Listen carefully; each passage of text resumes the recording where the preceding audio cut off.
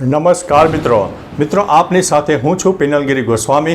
આજના વેધર એનાલિસિસમાં વાત થશે આજે તારીખ 2 ઓક્ટોબરથી લઈને 15 ઓક્ટોબર સુધી ગુજરાતમાં કેવું રહેશે હવામાન। શું ચોમાસાની વિદાય અત્યારે ખરેખર થઈ ચૂકી છે? શિયાળાની શરૂઆતનો અહેસાસ ક્યારે થશે? હજુ પણ ગુજરાતમાં કયા જિલ્લામાં વરસાદની શક્યતા છે? તમામ પ્રકારની માહિતી એક વિડીયોમાં તમને મળી જવાની છે। મિત્રો આજે તારીખ 2 ઓક્ટોબર છે તો આજે સૌરાષ્ટ્ર અને કચ્છના અનેક જિલ્લાઓ જેમાં દક્ષિણ અને પશ્ચિમ તરફના વિસ્તારમાં છૂટોછવાયો વરસાદ તો કોઈ જગ્યાએ મધ્યમથી વધુ વરસાદ થઈ શકે છે।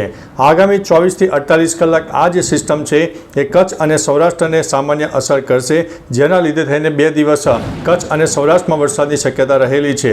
બાકી ગુજરાતના મોટાભાગના જિલ્લાઓ જેમાં ઉત્તર ગુજરાત, મધ્ય ગુજરાત અને દક્ષિણ ગુજરાતના કહી શકાય કે 80 થી 90% વિસ્તારમાં વરાપ આવે, તાપ તડકો ઉઘાડ નીકળે તેવી પરિસ્થિતિનું નિર્માણ થાય, કારણ કે અત્યારે જે વરસાદની સિસ્ટમ છે ધીમે ધીમે અરબી સમુદ્રમાં આગળ વધી રહી છે। મિત્રો આવનારી તારીખ 6 અથવા તો 7 ઓક્ટોબર બાદ બંગાળની ખાડીની ફરીથી એક સિસ્ટમ સક્રિય થશે, જે આવનારા દિવસોમાં એ રાજસ્થાન અને મધ્ય ભારતના અનેક જિલ્લાઓને પ્રભાવિત કરશે અને 6 થી લઈને 9 ઓક્ટોબરનું જે સેશન છે જેમાં ઉત્તર ગુજરાત, મધ્ય ગુજરાત, કચ્છનો પૂર્વ તરફનો વિસ્તાર, દક્ષિણ ગુજરાતના પણ કોઈ જિલ્લાઓમાં વરસાદની શક્યતા દેખાઈ રહી છે। એટલે હજુ પણ આપણને 10 ઓક્ટોબર સુધીમાં છૂટોછવાયો વરસાદ તો કોઈ જગ્યાએ મધ્યમથી વધુ વરસાદ થઈ શકે છે। 10 ઓક્ટોબર બાદ આ જે સિસ્ટમ છે ઘણી બધી નબળી પડી ચૂકી હશે અને આવનારી તારીખ 13 અથવા તો 14 ઓક્ટોબર બાદ એક ગુલાબી ઠંડીનો અહેસાસ પણ આપણને થઈ શકે છે।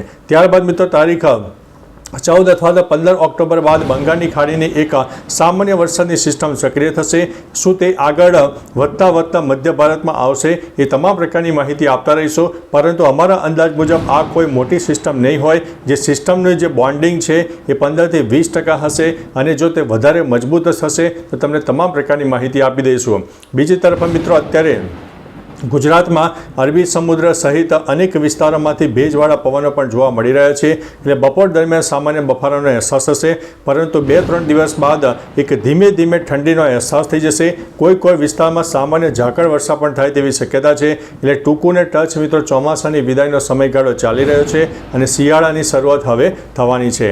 12 અથવા તો 13 ઓક્ટોબર બાદ ઠંડીમાં નોંધપાત્ર વધારો થશે અને એક ઉત્તર ભારતમાં એક વેસ્ટર્ન ડિસ્ટર્બન્સ સક્રિય થશે, જેના લીધે થઈને સામાન્ય શીત લહેર આપણને 18 ઓક્ટોબર બાદ જોવા મળી શકે છે। એટલે મિત્રો ગુજરાત ઉપરથી વરસાદની જે ઘાત છે એ આગામી થોડાક જ દિવસોમાં દૂર થશે અને શિયાળાની સારામાં સારા શરૂઆત થઈ જશે।